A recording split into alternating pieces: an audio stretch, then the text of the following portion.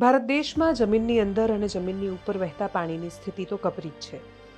2025 જતાં અરાવલી પર કોર્ટનો ચુકાદો મોટી ચર્ચાનો વિષય બન્યો, તો ઇન્દોરથી લઈ ગાંધીનગર સુધી પીવાના પાણીનું વ્યવસ્થાપન વિવાદનો વિષય. ત્યારે ઇતિહાસનો ભાગ બનેલા વર્ષ 2025ને 2026ના વર્ષમાં ઊભા રહીને સમજીએ. આપણે આખા વર્ષનું સરવૈયું કાઢીએ ત્યારે જળ વ્યવસ્થાપન એટલે કે વોટર મેનેજમેન્ટના ક્ષેત્રમાં 2025નું વર્ષ કેવું રહ્યું? શું સરકારના દાવા અને જમીની હકીકત વચ્ચે કોઈ મેળ છે ખરો? આજે કોઈ વખાણ કે ટીકા નહીં, માત્ર ડેટા એટલે કે આંકડા પર વાત કરીએ. જળશક્તિ મંત્રાલયના વર્ષ 2025ના અંતિમ રિપોર્ટ શું કહે છે? આવો એને તટસ્થતાથી તપાસીએ. સૌથી પહેલા વાત જળ સંચય જન ભાગીદારીના કાર્યોની. આ કાર્યની વાત સૌથી પહેલા એ માટે કેમ કે આપણે દેશવાસીઓએ મળીને આપણું દાયિત્વ સમજવાની શરૂઆત કરી દીધી છે. એનું જ પરિણામ છે કે સરકારી ચોપડે પણ 39 લાખની આસપાસ સ્ટ્રક્ચર નિર્માણ થઈ ગયા છે. આ 39 લાખ સ્ટ્રક્ચર્સ આવનારા ભવિષ્યમાં 39 કરોડ બની શકે એવો વિશ્વાસ એટલે છે કેમ કે હવે આપણે આ દેશના લોકો સરકાર આવીને કશું કરશે એવી આશા રાખ્યા વિના પાણી બચાવવાના આપણા દાયિત્વને એટલીસ્ટ સમજીને એના પર કામ કરતા થયા છીએ. અને એટલા જ માટે દેશ બિરદાવી રહ્યો છે આપણા સૌના વોટર હીરોઝને. ગ્રામીણ ભારતના સૌથી મોટા પ્રોજેક્ટ જલ જીવન મિશનમાં ડિસેમ્બર 2025ના અંત સુધીમાં સત્તાવાર આંકડા મુજબ ભારતના 81.50% ગ્રામીણ ઘરમાં નળ કનેક્શન પહોંચી ગયું છે. એટલે કે 15.77 કરોડ પરિવારો સુધી તેમના ઘરે નળ પહોંચ્યા છે. 2019માં આ આંકડો માત્ર 16% હતો, જેની સરખામણીએ આ જમ્પ ખૂબ મોટો છે. પણ અહીંયા જ તો મહત્વનો સવાલ છે કે નળ તો છે, પણ શું નળમાં જળ આવે છે ખરું? સરકારે આ વર્ષે સર્ટિફિકેશન પર ભાર મૂક્યો. 2025ના અંત સુધીમાં દેશના 116 જિલ્લાઓ એવા છે જેને હર ઘર જલ તરીકે પ્રમાણિત કરાયા છે.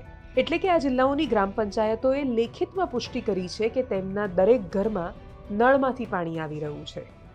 ગુણવત્તાની વાત કરીએ તો ઓક્ટોબર 2025 સુધીમાં દેશભરમાં 2800થી વધારે લેબોરેટરીઝ કાર્યરત હતી અને ગામડામાં 24,80,000 મહિલાઓને પાણી ટેસ્ટ કરવાની ટ્રેનિંગ અપાઈ છે. ડેટા દર્શાવે છે કે ઇન્ફ્રાસ્ટ્રક્ચર ઊભું થયું છે, પણ તેની જાળવણી હવે મોટો પડકાર છે. સ્વચ્છ ભારત મિશનમાં 2025નું વર્ષ ODF+ના નામે રહ્યું. 2025 પૂરું થયું ત્યાં સુધીમાં 4,90,000થી વધારે ગામડા ODF+ મોડેલ તરીકે જાહેર થયા. આનો અર્થ એ થાય છે કે આ ગામોમાં હવે માત્ર શૌચાલય જ નહીં, પણ ઘન અને પ્રવાહી કચરાના નિકાલની વ્યવસ્થા પણ છે. આંકડા કહે છે કે 5,68,000 ગામોમાં સોલિડ વેસ્ટ મેનેજમેન્ટ સિસ્ટમ બની છે. જો કે આ સિસ્ટમ્સ કેટલી કાર્યક્ષમ રીતે ચાલે છે અને પ્લાસ્ટિકનો નિકાલ કરવામાં આપણે કેટલા સફળ થયા છીએ તે આવનારું વર્ષ કહેવાનું છે. પણ કાગળ પર 83% કવરેજ એ ખૂબ મોટી ઉપલબ્ધિ છે. ગંગા નદીના શુદ્ધિકરણ માટે ચાલતા નમામિ ગંગે મિશનમાં 2025ના કેલેન્ડરમાં વર્ષમાં 39 મોટા પ્રોજેક્ટ્સ પૂરા થયા. એટલે કુલ આંકડો 344 પ્રોજેક્ટ્સ પૂર્ણ થયા સુધી પહોંચ્યો. 2025ના વોટર ક્વોલિટી રિપોર્ટ મુજબ ગંગાના પાણીમાં પીએચ અને ઓક્સિજનનું પ્રમાણ સ્વીકાર્ય સ્તર પર પહોંચ્યું.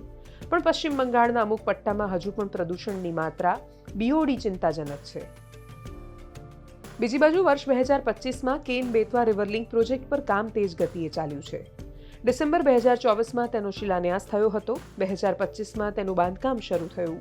જુલાઈ 2025 સુધીમાં આ પ્રોજેક્ટ પાછળ 3,969 કરોડ રૂપિયા ખર્ચાઈ ચૂક્યા છે.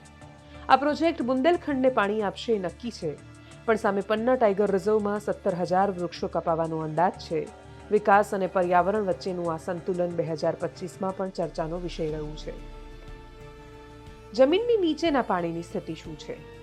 2025ના ગ્રાઉન્ડ વોટર એસેસમેન્ટના રિપોર્ટ મુજબ દેશમાં પાણીના રિચાર્જમાં સાધારણ જેટલો જ વધારો થઈ શક્યો છે. અટલ ભૂજલ યોજના હેઠળ જે 83 બ્લોક્સમાં કામ થયું ત્યાં 1,603 ગ્રામ પંચાયતમાં પાણીના સ્તરમાં સુધાર નોંધાયો. છતાં રિપોર્ટ ચેતવણી આપે છે કે દેશના 11% વિસ્તારો હજુ પણ ઓવર એક્સપ્લોઇટેડ છે. એટલે કે જેટલું પાણી જમીનમાં ઉતરે છે એનાથી વધારે આપણે બહાર ખેંચી રહ્યા છીએ. આ અસંતુલન આવતીકાલની કટોકટી બની શકે છે. વહીવટી સ્તરે નવેમ્બર 2025માં રાષ્ટ્રપતિજીના હસ્તે 6ઠ્ઠા નેશનલ વોટર એવોર્ડ્સ અપાયા, જેમાં મહારાષ્ટ્ર અને ગુજરાત અગ્રેસર રહ્યા. વર્ષના અંતે 30 ડિસેમ્બર 2025ના રોજ જલ સેવા આકલન પોર્ટલ લોન્ચ થયું. આ એક નવું ડિજિટલ પગલું છે જેનાથી દેશભરના ગામના લોકો જાતે જ નક્કી કરી શકશે કે તેમને મળતી પાણીની સેવા કેવી છે. સારાંશમાં 2025નું વર્ષ ઇન્ફ્રાસ્ટ્રક્ચર પૂરું કરવાનું વર્ષ હતું. 81% ઘરમાં નળ અને 83% ગામમાં કચરા નિકાલની વ્યવસ્થા. આ આંકડા ભારતની બદલાતી તસવીર બતાવે છે. પડકારો છે, પણ દિશા સ્પષ્ટ છે.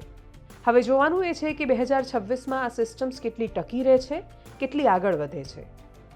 સૌથી મોટો પડકાર જો કે આપણે સૌએ મળીને પૂરો કરીને બતાવવાનો છે. આપણે બધાએ સરકારની રાહ જોયા વિના લાગી જવાનું છે કે આ વર્ષે વરસાદ પડે ત્યારે એક પણ ટીપું કામ વિના વહી ન જાય. એ માટે આપણે વધારે કશું નથી કરવાનું. અગાઉ કહ્યું એમ જ સરકાર કશું કરશે એની રાહ જોયા વિના વરસાદનું પાણી ડાયરેક્ટલી જમીનમાં ઉતરે એ માટે બનતા પ્રયાસો કરવાના છે. એ પ્રયાસો કઈ રીતે શક્ય બને? વ્યક્તિગત રીતે કહીએ તો ઘરમાં ખાળકૂવો બનાવવાથી, સોસાયટીની રીતે જોઈએ તો રેઇન વોટર હાર્વેસ્ટિંગની સુવિધાથી, ગામડાના સ્તર પર જોઈએ તો ખેતરમાં ખેત તલાવડી બનાવવાથી, કૂવાના તળ સાફ કરવાથી અને જ્યાં જ્યાં કોન્ક્રીટ સ્ટ્રક્ચર છે કામ વગરના ત્યાંથી એ હટાવીને સામાન્ય માટીવાળી જમીન રહેવા દેવાથી, જેથી પાણી સીધું જમીનમાં ઉતરી શકે, ચેકડેમ બાંધી શકાય, પર્યાવરણને નુકસાન કર્યા વિના નદીઓ સાફ થાય, એને ઊંડી બનાવાય, ગામમાં નવા તળાવો બને. અને આમાંથી જો આપણે કશું જ નથી કરી શકતા તો એટલીસ્ટ વરસાદમાં જે પાણી આવે એનો બગાડ ન કરીએ. કંઈ જ નથી કરી શકતા તો પાણીનો વપરાશ અને બગાડ બંને ઓછા કરી દઈએ. અને એટલું તો સરકાર કંઈ કરશે એની રાહ જોયા વિના કે બીજું કોઈ કરશે એની પ્રતીક્ષા વિના આપણે પોતાનાથી શરૂઆત કરી શકીએ છીએ, આપણા પોતાના અને આપણા બાળકોના ભવિષ્ય માટે. નમસ્કાર.